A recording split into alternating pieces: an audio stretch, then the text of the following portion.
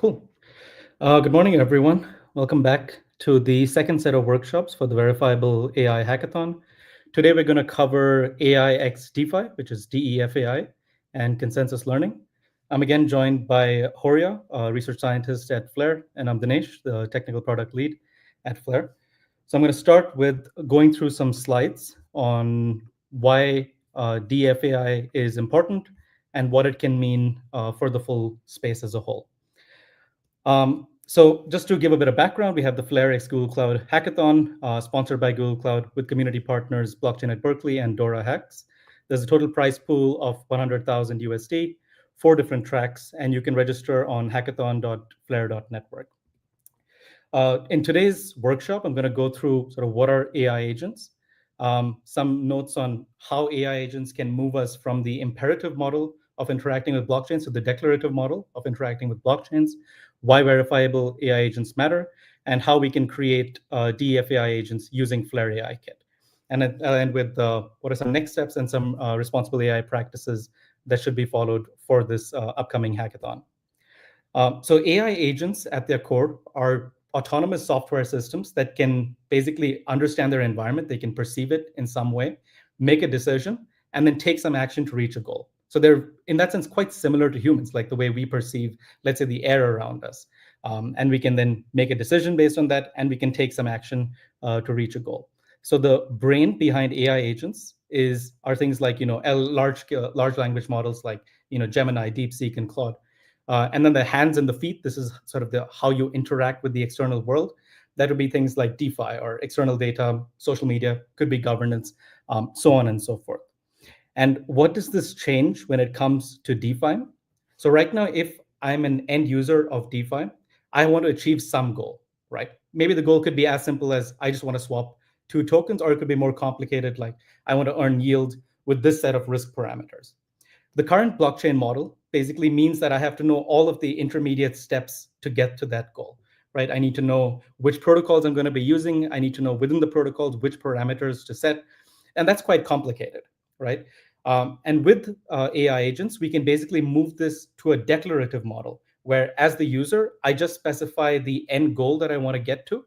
And then the AI agent figures out basically step 1, step 2, step 3, and step 4. And that whole complexity is abstracted away from me. So it effectively simplifies the way that I can interact with blockchain. It allows me to do much more complex interactions, right, with safety, while still maintaining, a relatively low level of complexity for the end user themselves. To give an example and sort of make this a little bit more real, so we can start with a system which is in state 0, where I have 1 pudgy penguins and 0 ETH. And my goal as a user is to get to state 1, which is 0 pudgy penguins and 1 ETH. So in the declarative model, I can declare my intent to swap 1 NFT for 1 ETH. And then there can be some kind of solver network or agentic system which figures out how to perform the swap, and then I confirm it. In the imperative model, which is the current model that we use, I need to know about OpenSea. I need to go to the OpenSea website, log in over there, sign some message. Again, I don't know what that message said. It was very long. I just signed it. Then locate the NFT in my wallet, click on sell, set the price to 1 ETH, click confirm, sign your transaction. And it turns out I still lost money because I went to OpenSea.com instead of OpenSea.io. Again, this is just a descriptive example of the kind of change that you can make between the imperative and the declarative model. And this applies to general intents as well. And if you're more interested in learning about intents, I suggest you look at like ANOMA protocol, because they have some of the most interesting work with like the UVix compiler and so on. But in this talk, we're going to focus on how agentic AI can be used to move closer towards an imperative model of interacting with blockchains. So largely speaking, there are basically like 3 ways that DeFAI can play out. There's AI-powered execution, which I've basically talked about, where you abstract away complexity from the end user. There's autonomous DeFi agents, where they can act as wallet management solutions and automate trading for end users. And there's also like research and communication agents. And we sort of hinted at this yesterday, where we had a social agent and we connected it to a RAG to make it basically smarter and more context aware. So all of these kind of mesh together. So even though there are 4 separate tracks, there is going to be overlap between the different tracks. And I think one of the most interesting operations that hackathon participants can look at is how these tracks can actually be combined with one another. So let's get into sort of why verifiability even matters. If you look at agentic AI systems that we have today, there's a lot of trust assumptions that are involved. You're trusting the agent is using the correct environment to execute the code. The agent is using the correct LLM for decisions, and it's using the right data sources. In most cases, if you see like an agent which is replying to someone on Twitter, the agent has no way of proving to you that it's not actually controlled by a human. Like it could be very easily that some human somewhere has access to admin keys for that Twitter account, and they're the ones making the actual decisions. And the agent, it's not truly autonomous. So basically, if you look at all of these systems, they're just sort of toy systems. They're fun to play with, they're fun to interact with. But if you want to do something serious with any of these, you want to have high value operations, or you have some sensitive data that you really don't want anyone else to see. You can't use any of these agents. You need to build verifiable AI agents, and that's going to be the focus of this particular workshop. So Flare AI DeFi is basically part of Flare AI Kit, which is a developer-friendly and security-first SDK. There are 4 components, which again, all of them work together in some way. They're very modular, so you can like pick and choose, which components you need. And we're going to gain verifiability by using something called a trusted execution environment. So at a high level, if you want to create an AIX DeFi agent, you want to start obviously with some conceptualization. You want to define who is your target audience over here.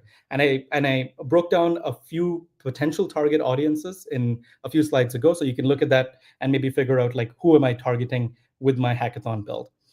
Next, you want to set up some kind of semantic router. The router's job is basically to take an input query from the user and figure out what exactly is the user trying to achieve. And I'll show some examples of what the semantic router looks like in practice. Next, you want to add some operations. So an operation is basically the semantic router. It says that the user wants to perform operation A, and then you can actually go and perform that operation A. So operations basically mean you connect your large language model to different APIs in the system. So it could be there's a blockchain API, there's a swap API, there's a transfer API, so on and so forth, right? So you're adding some functionality to your LLM, and you're giving it, if you remember the first image, you're giving it like hands and feet, so it can actually interact with the external world. In our case, we also have some API endpoints that you can directly plug into, and you'll have usually some kind of front-end interface. We've got a very simple chat interface that you can use to test out your agents, but in principle, this could be anything. It could be a Telegram interface or a Twitter interface or a mobile app as well. And lastly, for verifiability, we're going to secure the agent using trusted execution environments, and these TEs will be running on confidential space. So if you look at the structure of the Flare AI DeFi repo, which you can see on the right over here, there's a couple of modules. There's an AI module, which has first-class support for Gemini 2.0. And there's an API module. This is for serving up a front end. You have an attestation system. This is for connecting with the TE attestation functionality. You have a blockchain module, which this allows you to connect to and perform like different blockchain options. Like if I want to interact with some kind of smart contract, maybe I want to check, is that contract verified on a blockchain explorer? So you can do all of that. And we have sort of first-class support for Flare mainnet and Flare testnet Costin 2 present in the repo. And then I have the prompts. So the prompts is perhaps the most complex part of this, because you need to generate pretty detailed prompts and with some kind of schemas attached to them. And I'll go over sort of what these prompts look like in the next section. So the steps that I'm going to take to create this DeFi agent is, first I'm going to set up my semantic router. I'm going to connect the semantic router to some operations that end users might want to perform. Optionally, I can also add a RAG knowledge. This would effectively make the agent much more context aware, much smarter. And if you want an example, you can check out yesterday's workshop where Horia basically walked us through what is the RAG knowledge track about. And lastly, I'm going to deploy the system on confidential space using trusted execution environments. So let's start by setting up the semantic router. So what you're doing here is you're effectively setting up a template prompt, which is defining what the semantic router should be doing. And we're going to use the functionality called the structured output mode of Gemini, where effectively we create an enumeration. In this case, our enumeration could look like, okay, one operation is to generate an account. One operation is to send tokens. One operation is to swap tokens. And we're going to use the prompt library to basically map this enumeration to a set of operations. And an example is shown on the right of the screen, where you have a token send operation, and you have some required inputs, and you have a predefined schema of what the outputs you want from the LLM. So you're going to use the LLM to interpret the query that's sent by the user. You're going to put that into an enumeration, and then using this prompt, you're going to map that to an operation. And if you're interested in seeing what these look like in code, you can check out these, the templates.py, schemas.py, and library.py on our open source code repository. Next step, we're going to add the operations themselves. So first, we have the semantic router. We mapped it to some operations. Now we define what the operations themselves are. So the operations basically use something called a handler function, and the handler will basically perform a specific tasks. So in this case, I have like the generate account enumeration. I map that to a handler which actually does the task of generating an account. Same with like send token or swap token. And we also have support for requesting an attestation. And I'll show a little live demo of what this looks like in practice. Next, if you're interested in making the agent a lot smarter and adding much more, let's say, Flare relevant context, you can train the model using a RAG. You can inject some context from like the Flare Developer Hub, the Flare website, the Flare X account, whatever other Flare sources you can find. And this will basically make the model much more aware of what's happening in the Flare ecosystem. Lastly, we'll define some API endpoints. This is a very basic chat interface that you can use for testing. You can see what it looks like when you send it, some queries. But as I mentioned before, the front end could be anything. It could be Telegram, it could be X, or a mobile app. The chat is just a good way when you're testing it locally to get it up and running and make sure that everything's working as expected. Lastly, we're going to deploy on confidential space trusted execution environments. So TEs are basically secure areas of modern CPUs and GPUs. They allow you to isolate code execution and encrypt it, which means that no one else can actually look into your TE and figure out what's running inside of it. And for this, we're going to be using confidential space, which has the lowest trusted compute base. It's an operating system that has the lowest trusted compute base for TEs, which has some restrictions. So for example, you can only run like a single Docker container. It performs a set of boot measurements on startup. And it also has no remote access or logging. And currently it supports AMD SEV and Intel TDX. And it has like abstracted remote attestation support using Google VTPM. What we recommend for the hackathon is to use the debug images, because the debug images do give you access to logs, and logs can be really useful, when you're just testing out your application and you want to make sure that everything is working as expected. So in the sort of live demo that I'll do in a few minutes, I'll walk through how you will deploy this DeFAI agent using a confidential space trusted execution environment.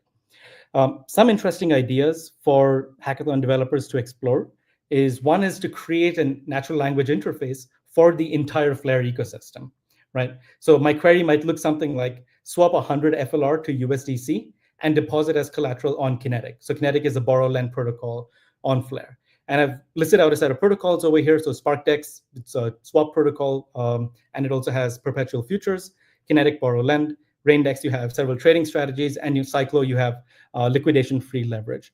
So what I would recommend is basically look at these protocols and see how would I integrate them into my DeFAI agent. Another thing you can do is look at transaction simulation. So use a framework like Tenderly Simulator, for example, and show users what is the expected outcome of their transaction, right? So in this case, if you have some transaction data being generated from your code, you want to make sure that the user is always aware as to what is happening and what they're signing off on, right? So you can use transaction simulation to make it very clear that, okay, this particular operation, it's going to first swap 100 FLR to USDC. Then it's going to take that USDC and deposit it this pool on Kinetic. And this way, the user is very aware of what's happening, and they don't feel like they're losing control of their own personal wallet. They're fully in control, and it takes their signature for anything to happen. And as I mentioned before, you can, of course, connect this DeFAI agent to a RAG, which is trained on data sets like the Developer Hub or the Flare website. What I do recommend, if you want to rapidly prototype, check out Google's AI Studio. It has already built-in support for Gemini 2.0 Flash, and it has a bunch of parameters that you can tune, like model temperature, grounding, structure output support, which I mentioned is used in the semantic router. And you can also add things like custom system instructions and experiment with multimodality. So multimodality is something that Gemini is really, really good at. And I think I'd be quite excited if we see a couple of builds in the hackathon where you don't have to enter any text at all. You can purely interact with your wallet, using your voice or by sending it videos. I think that'd be a really interesting area to explore. As always, there are some responsible AI practices. When you have an AI agent, you need to be very clearly identified that it's a non-human that's interacting with humans. If you are using any other platforms as part of the hackathon, make sure you understand the platform policies and you respect user privacy.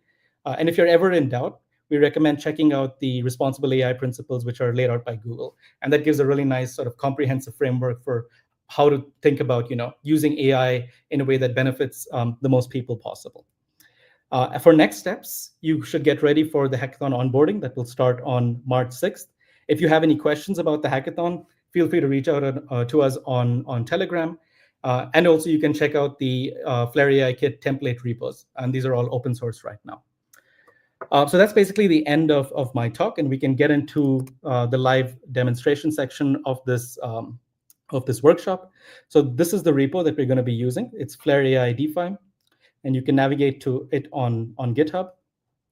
Once you get to the repo, you want to click on Use this template and create a new repository. So I'm going to create this repository in my personal account. So I'm just going to name it Flare AI DeFi, make sure that it's public, and create it.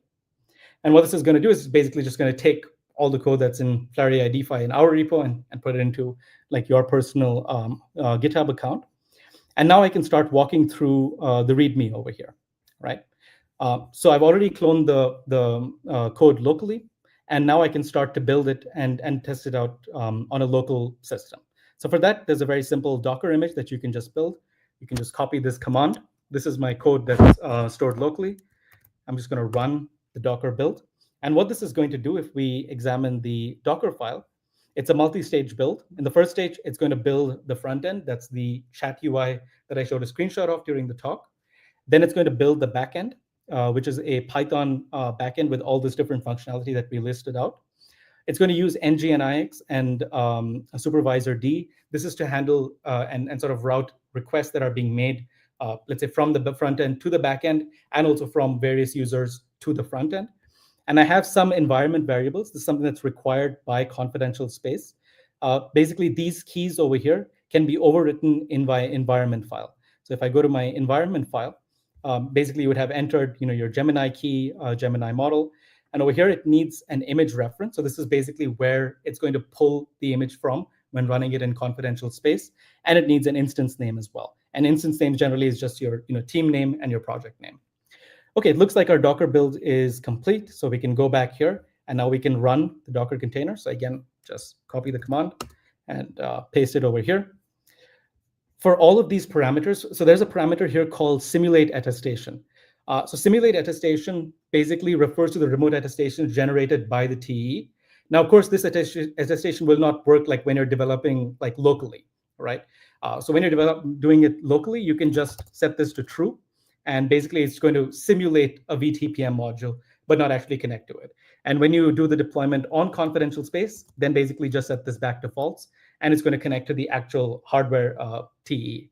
So when you see a message that looks something like Ubicorn running on 0000, that basically means your system is now live, running locally, and you can navigate to localhost 80 and to see it. Okay, so this is what our interface basically looks like. So we can, interact with the DeFAI agent, give it a GM, and we can ask it to like create accounts for us and so on and so forth. Now, what I'm going to do is this is running locally, so this is great for testing, but it's not running on confidential space.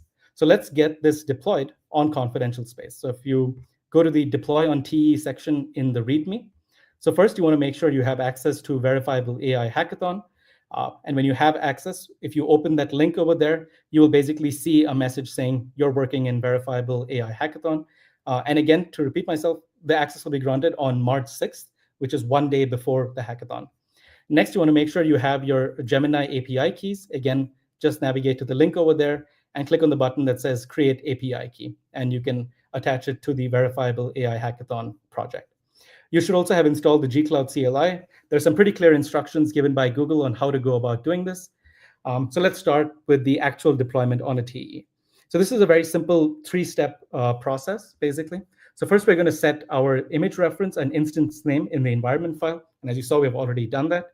Now we're going to source that environment file. So I'm just going to copy that command, go back to my terminal, and paste it over there. So what this has done is it's taken the environment variables currently in my .env file and brought them into the shell. And to check if this has worked correctly, you can just echo one of those variables, and you see that this is the result that I would expect over there. Now for deploying to confidential space, there is quite a complex command. So what I'm going to do right now is I'm just going to copy it, and then I'm going to paste it. And if it's working correctly, I'll see a message basically saying that my deployment to confidential space has been successful. And then once that's successful, we can go back to our GCP console and check the logs to make sure everything is working as expected within our system. Okay, so it looks like the deployment was successful. The instance name is DeFAI Dinesh, and it has a certain internal IP and external IP. So what I'm going to do now is I'm going to navigate back to the GCP console, click on Compute Engine, and then in the sidebar, click on VM instances. So I'll see a list of all VM instances. I can just locate mine. This is the one, DeFAI Dinesh. And then I can view the logs of my system. So to view the logs, there's kind of two ways. You can either use cloud logging, or you can look at the serial port. For now, we look at the serial port. And we can scroll down. There's going to be quite a few logs because the TEs, they do a bunch of processing on the startup. They do a bunch of checks about how the TE, the TE keys and so on and so forth. You don't have to worry too much about this aspect. If you have some questions, then feel free to ask us in the Telegram channel. So it's running its checks, and basically once it finishes running its checks, it's going to pull the image from GitHub, which was built using GitHub Actions, and it's going to load it and try and run it locally. So again, we will basically see the same message. That is something like Ubicorn is running on 0000 if everything was successful. So it looks like it was successful, and we have Ubicorn running on 0000. So now we can go back a step, and we can navigate to the external IP of this particular instance. So just copy that from here and open a new window. And we should basically see the same front-end interface that we saw when we tested locally, except the difference here is that this is running on a trusted execution environment, and the front-end is being directly served from within the TE. Now you can do the same operations. You can give it a GM. We can ask it to create a new account for us. And what it's going to do is it's going to locally generate an account. And it's basically said, this is the public key for my account, the address for my account. And it's also given as a way to add funds. So it's created a testnet account by default, and it's given as a way to navigate to the faucet, get some funds into that account. The verifiability comes from the remote attestation, which I can directly request from the system. So I can just say something like, show me your remote attestation. And what it's going to do now is at the back end, it's thinking about how can I serve the remote attestation to the end user. And it's given me quite a long message, which is quite detailed. And it tells me what are the steps that I need to do for that remote attestation. So basically what I need to do from my side is give it some random message. So I'm just going to say something like, hello world. That's going to be my random message. And now it's going to remote attest basically over that message. So I can just take this, what looks like a meaningless string of like numbers and letters, and I'm going to head over to jwt.io. And this will basically allow me to decode the structure of what's in this particular token that is generated. So if I look over here, I can basically see that it's running on GCP AMD SEV. That's the hardware architecture. It's using confidential space over here with a certain software version. Very importantly, it tells me that this is running a debug instance of confidential space, right? Which means as the developer, I have access to the logs. So I should not trust this machine at the moment. This is not a production version. Logging is enabled. And it also gives me other information, like where the image was actually sourced from. So in this case, I can see it was sourced from a public build at GHCR. So I can navigate to this public build, and I can look at the image digest. So it's given me the SHA hash of that particular image. And I can make sure that the image digest over here matches the image digest that is over here in this recent image. And I can probably see that. So it's ending with 12F16. And this one is also ending with 12F16. So I can see, again, you want to check the full hashes, but at least at a high level, it looks like I can basically make sure that this particular image is running on this TE. And this nonce parameter basically prevents a type of attacks called replay attacks.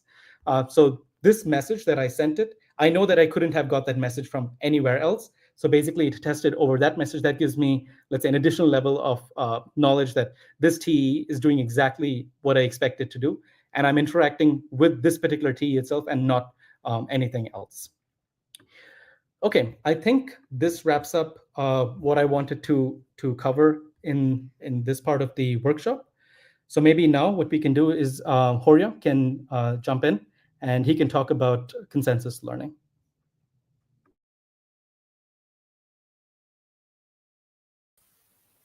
Give me a second. All right. Okay, so I'll talk about the fourth and final track for the hackathon, which is focusing on consensus learning, and the main goal is to build a system that manages to achieve consensus across multiple models. So as Dinesh alluded to earlier, people can mix the tracks and combine them as they wish for the use case they come up with. But for now, remember that we have all these 4 templates for each of the tracks, which are here to give you a starting point on building for the hackathon. So for the consensus part, we have this repository under Flare Research. It's called Flare AI Consensus. And for today's talk, I'll give you a brief overview of what we mean here by consensus learning. I'll walk you through the Flare AI consensus template, which consists of 3 main components. We have a router that is the primary interface for receiving requests and distributing them to multiple models. There is an aggregator, which serves the role of synthesizing multiple responses into a single one. And then the consensus layer, which defines the logic for the algorithm.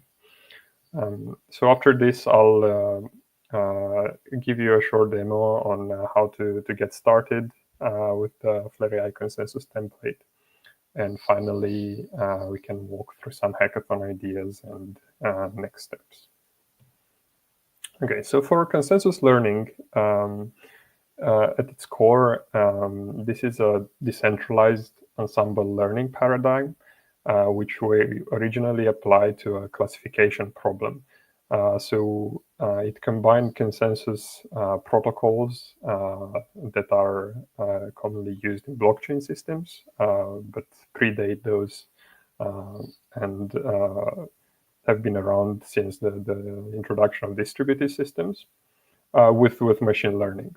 And the important part here is that we're not planning to change any weights of any models, but instead we're working with a prediction. So we're doing some sort of inferencing. So why you would consider using multiple models? The reasons are diverse. Different models in general have different biases and certain areas of expertise, and they are all trained on different types of data. So if you combine them into an ensemble, you do have some sort of indirect access to more data automatically. The so-called wisdom of crowds is a very powerful concept, which most of the time ensures that if the ensemble is built correctly, then the accuracy of an ensemble does outperform that of any of the individual models. And another thing that people can explore for the hackathon is distribution of computational work. workload across multiple models, which is again a strong point of consensus learning. So the goal, as I mentioned earlier, is to apply these principles to ensembles of large language models. And for the template, we leveraged OpenRouter to access over 300 models via a single unified interface. So the user simply needs to pass a query to OpenRouter, and then OpenRouter will take care of sending all the inputs to the various LLMs and collect them and send them back to the user. So for the Flare AI consensus template, we have three components. The first one is a router, which is the primary interface, and it receives the user requests and also takes back the LLM outputs and the outputs from the aggregator. The aggregator itself, I mentioned earlier, it synthesizes the model outputs and combines them into a single coherent output. And then the consensus layer defines this feedback loop. Okay, so for the router, the reference implementation uses OpenRouter, for which we have two main endpoints that rely on post requests. So the first one is a completion endpoint, which you typically use if you want a simple question and answer reply. For the chat completion endpoint, we have some added functionality.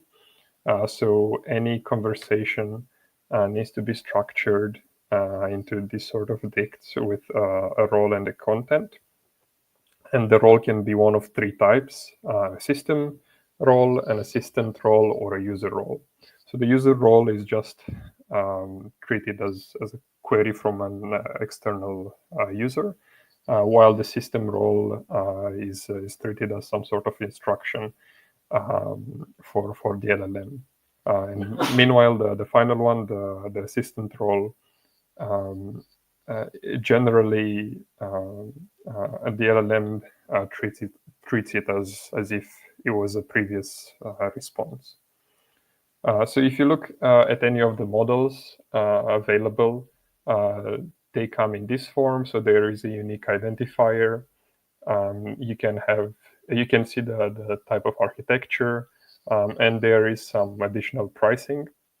So you'll need an OpenRouter API key when setting this up, and have to be a bit careful for future use on how you optimize this token use. But I'll say more on this in a moment. So the role of the router is best understood if I go through the simple algorithm that we use for the template. So a query is initially sent to the router with some additional instructions for the aggregator and also for the LLMs, since we use this chat completion endpoint. The query is then passed to some set of LLMs that we have chosen, and then these pass back their responses to the router. So these raw responses with the aggregator prompt that was initially sent by the user are then sent to another, possibly to another LLM. This depends. So the aggregator doesn't have to be an LLM, but for this simplest template, we are using a specified large language model, and the output goes then back to the router. And I should say that all this process repeats for a number of iterations, as defined by the consensus layer. But I'll mention this more in a second. So for the aggregator, aggregating text outputs, responses from large language models is not as simple as doing addition or multiplication. And in general, LLMs themselves are not extremely good at aggregating multiple responses. Of course, you can do a trivial approach where the aggregation is a simple concatenation, which is offered as additional context in the follow-up conversation. But this is usually not that efficient. So for the template, we use a single LLM with some specific instructions. So if you look into the input.json file into the template, you'll see that the aggregator has this context, which is set as a system role. And here, well, we only see the first part of it, but it basically says that it sets the role of the aggregator as to objectively evaluate responses from multiple sources. Okay, and finally for the consensus learning, this defines the algorithm logic, and there's basically here two steps. The first one is to send the initial prompt to the selected models, which is, so in this function run consensus, we set up the initial conversation, and then we send it to the models chosen in our config files. And after that, we build what we call improvement rounds, where we send back to the models the aggregated response, the initial query, and an improvement prompt for additional context. And this process repeats over a number of iterations. Okay. So for getting started with the system, basically we want to configure this input file, which is just a simple JSON, which is going to be read by one of the scripts. And the idea is that we need to set a model for the aggregator. We need to set to pick the models that we want to send the query to, and send a number of iterations. So let me try and share my screen again. I'll stop and do it again.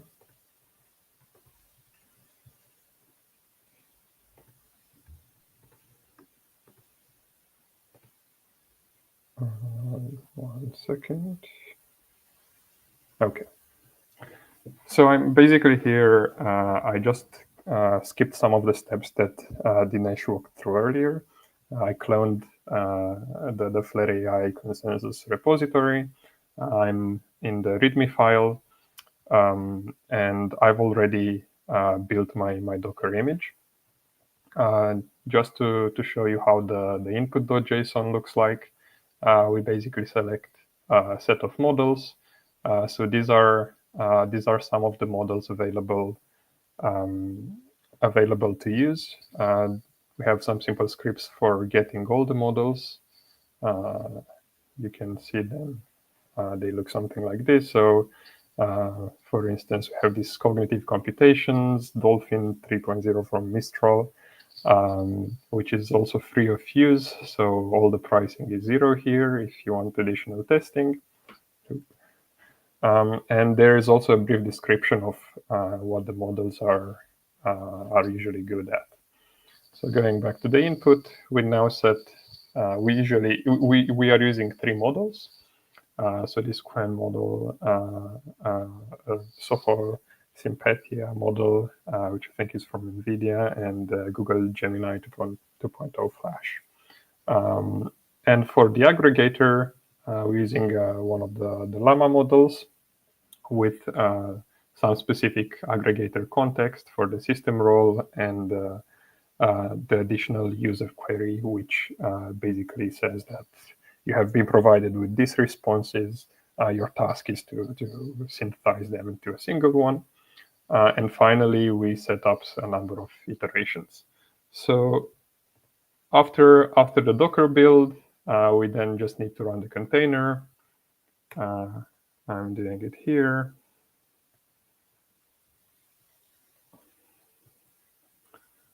Should take just a second. Okay, so I'm also exposing my API key, but don't worry, that only has about $1 on it. So now after we see the UV core running, we can go to the default interface. Should be this one. And we can try this out. So we don't have an inbuilt UI for this. Instead, we're just using the default one. But basically, we need to provide the system message and the user message for our query. So this is all that's going to go as input into all the LLMs. And for now, I'm picking some probabilities problem, giving some instructions. So this is the LLM should behave as a very good mathematician and give the answer first after the justification, and then the justification. So the problem is that Tom has 2 kids and one of them is a girl. What is the probability that the other one is also a girl? And we can execute it. Now we see that this is loading, but if we go to our script and see what's happening, so basically the prompt was sent to Gemini, was sent to all of the 3 models. They all provided a response. Then we had the first aggregation, which gave us answer 1/3. And then based on this, we reiterated. Gemini 2.0 says still 1/3. Coin goes again with 1/3, and the final model answer also 1/3. So the aggregated response also agreed that that we are going to stop it at 1/3. You see that here, even after the first aggregation, I think all models agreed. Just checking on this. Yes, possibly apart from this one. So the iterations were not really necessary, but it all depends on the type of prompt. So this one was just a very simple scenario. Okay, so going back to the slides, I already showed you how you can use this. Now for the hackathon, the README already includes various directions to explore. One can do some sort of dynamic resource allocation. So you've seen the question that I prompted earlier was a very simple one, and the models already got the idea from the beginning. So if someone can check for some sort of convergence of answers, then there is no real need of continuing with any of the iterations. And one way to do this is perhaps to use depending on the query embeddings, which are typically used in RAG systems, and do some sort of semantic searches for the outputs. Factual correctness is something that we also appreciate, and is in the spirit of the hackathon. But perhaps one idea that is worth looking into is this diffide et impera approach, where we distribute workload for various agents, which is typical to these agent swarms techniques. So we are excited to see what people are going to come up with, and the sort of use cases they have in mind. And of course, remember that the final step here is that everything needs to happen in confidential space.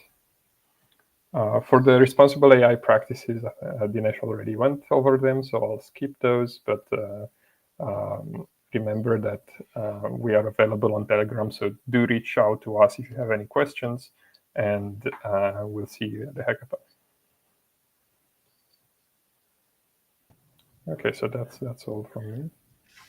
Yep. Thanks very much, Horia. Again, if you want to register for the hackathon, go to hackathon.flare.network. And if you have any questions, just drop by in the Telegram, tag us, and we'll respond over there. So thank you, everyone, for joining this live stream, and see you. Thank you.